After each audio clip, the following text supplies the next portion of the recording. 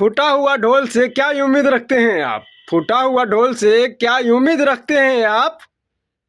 फूटा हुआ ढोल सिर्फ शोर मचा सकता है लेकिन धुन नहीं निकाल सकता है। खेसारी लाल यादव को चुनाव प्रचार में बुलाने के लिए भीड़ इकट्ठा कर सकते हैं लेकिन चुनाव जीत नहीं सकते हैं।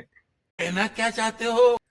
आज हम बात करने वाले हैं खेसारी लाल यादव के बारे में। खेसारी लाल यादव के बारे में खेसारी लाल यादव के बारे में खेसारी लाल यादव पूरा पनौती है। अब पनौती हम इसलिए कह रहे हैं भैया क्योंकि पनौती इसलिए है कि खेसारी लाल यादव जिन का भी चुनाव प्रचार करने के लिए गए थे उन चुनाव हारा है।